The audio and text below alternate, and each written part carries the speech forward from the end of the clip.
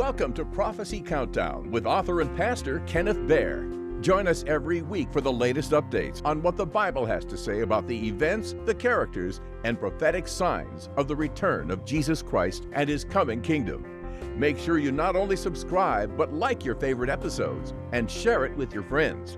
Now, on with the broadcast. Today we'll be looking at one of the parables of Jesus that you likely haven't heard preached in your church. Now, the reason I say this is because this parable doesn't make the popular list. It's not like the parables of the prodigal son, the Good Samaritan, or the lost sheep. The reason is simple. This parable of Jesus doesn't fit our appetite for inspirational stories. Instead, it confronts us. And I'm talking about our lesson today, which is number 525, the parable of the unprofitable servant. You see, at first glance, the parable of the unworthy servant almost seems offensive. After all, the servant works all day in the field and then comes in to prepare his master's meal without a word of thanks. Where's the encouragement? Where is the reward? Where is this celebration of being a servant? But Jesus tells this story to uncover a deep mystery of discipleship. Our service to God is not about recognition, applause, or entitlement. It's all about humility, obedience, and faithful duty. So let's begin by reading the parable. It's in Luke chapter 17, verses 7 through 10. And which of you, having a servant plowing or tending sheep, will say to him when he has come in from the field, "Come at once and sit down to eat"? But will he not rather say to him, "Prepare something for my supper, and gird yourself and serve me till I have eaten and drunk, and afterward you will eat and drink"?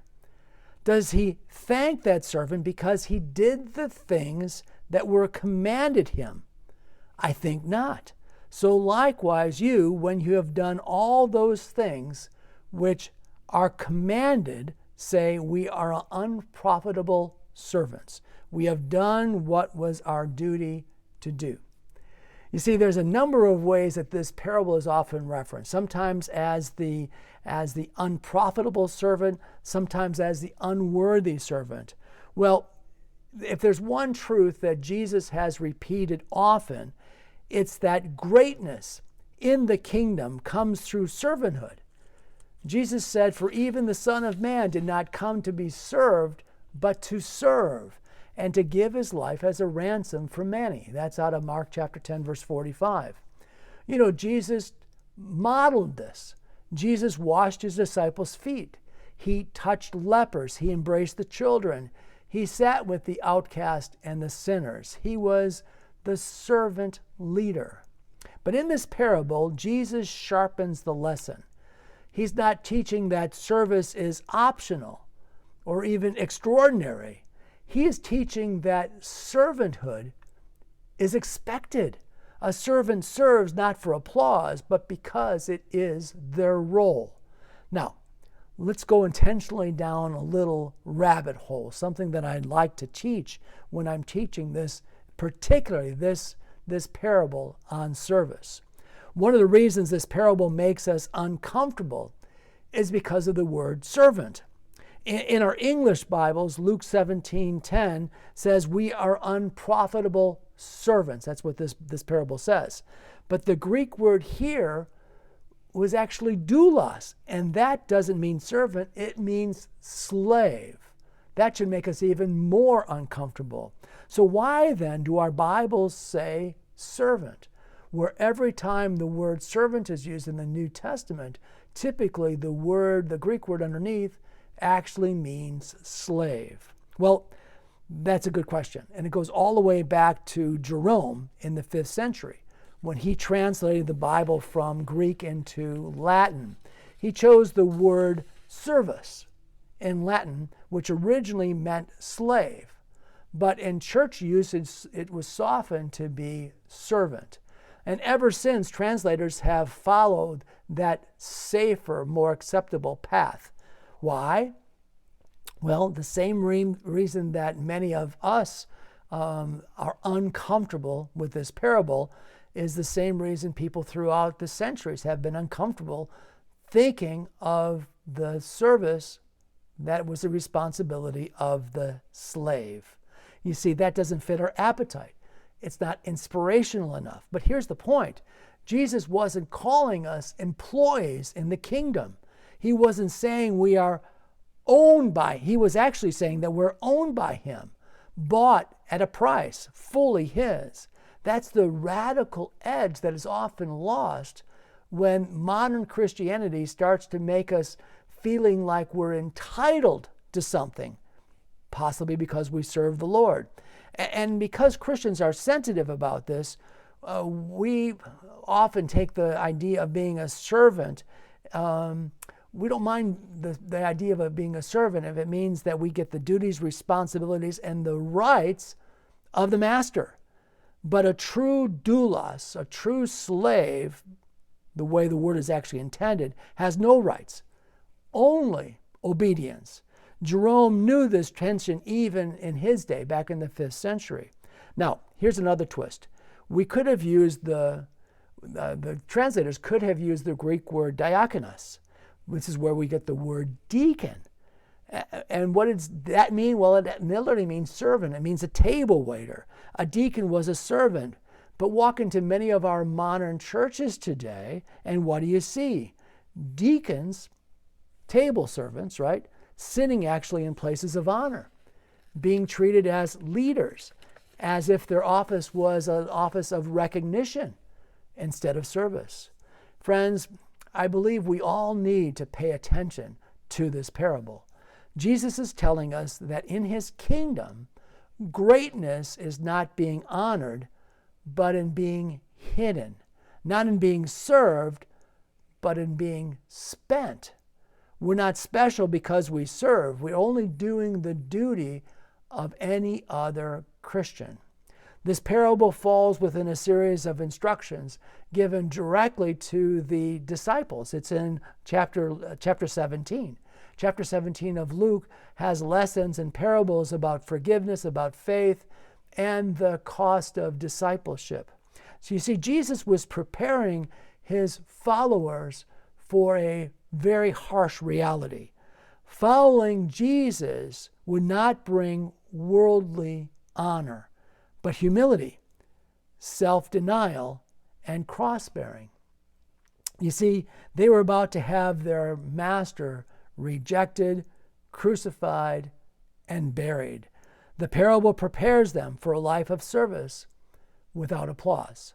The key to understanding this parable lies in two words: servant, and also the word that's translated as unworthy.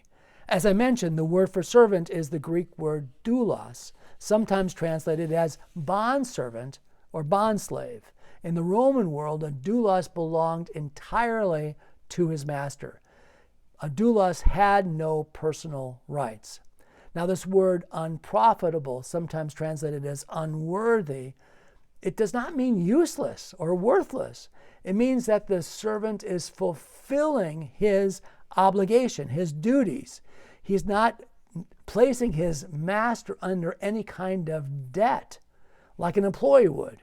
He has not gone above and beyond. He has simply done what was expected of him or her. Jesus is not calling his disciples worthless.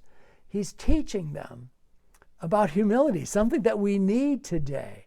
Our service to God does not earn merit. We cannot put God in our debt. God doesn't owe us anything. Everything we do just is our reasonable service. And remember, these parables, Jesus said, reveal mysteries. And here's the mystery. We are both co-heirs with Christ and also bond servants. Paul captures this transition perfectly. Paul calls himself a bond servant of Jesus Christ. That's Romans chapter 1:1. That's how he starts off the book of Romans. And he also writes that we are heirs of God and joint heirs with Christ just a few chapters later in Romans chapter 8. And see, both of these things are true.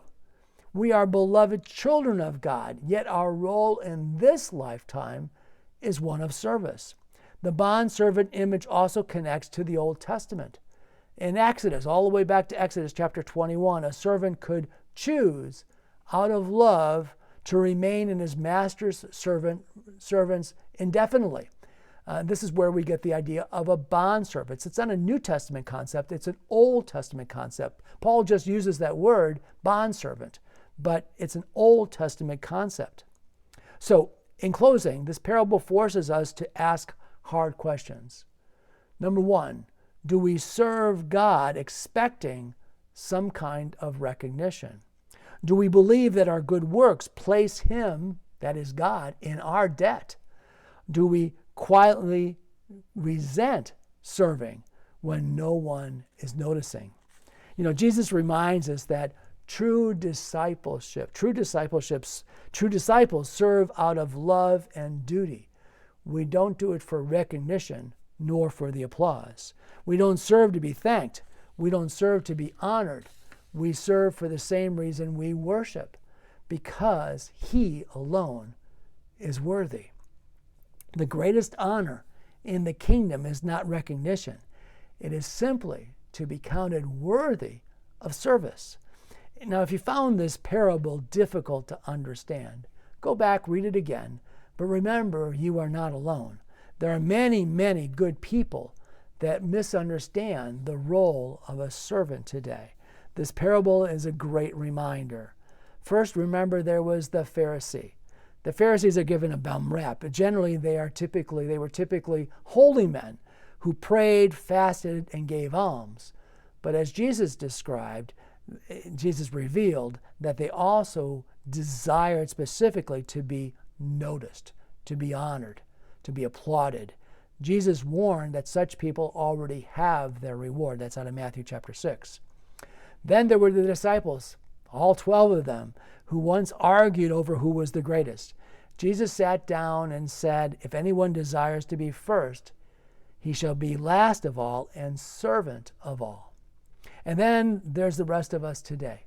And I think I include myself in that group. We easily slip into serving for recognition in our ministries, in our giving, in our volunteering. This parable pulls the mask off of what is known as entitlement and reminds us that service is our duty. It's our reasonable service. It's not a bargaining chip with God. So, my friends, allow me to close by quoting from one of my favorite books in the Bible. And of course, that's the book of Revelation. Revelation chapter 1, verse 1 begins like this. The revelation of Jesus Christ, which God gave Him to show to His bond servants the things which must soon take place. And He sent and communicated it by His angel to His bond servant John. See, John wasn't ashamed of that title. He wore it like a badge of honor. So here's the challenge. Are we willing to embrace the title Unworthy Servant? Are we willing to serve without applause, without thanks, without any recognition, knowing that our Father sees in secret and rewards us in public? The mystery of this parable is simple yet profound. The greatest honor is not being exalted, but being counted worthy to serve the King, whom we also call Lord, our Savior, our Shepherd, and our Redeemer. What if the parables of Jesus were more than stories? What if they held hidden keys to the kingdom of God? In his new book, Discovering the Mysteries in the Parables of Jesus, pastor and best-selling author Kenneth Baer reveals the profound truths Jesus shared hidden in plain sight. Available now in paperback and Kindle on Amazon and other retailers. Get your copy today. Thank you for joining us on Prophecy Countdown with Pastor Ken Baer. Don't leave without first sharing the latest episode with your friends. Be sure to join us again for the latest updates on Prophecy Countdown.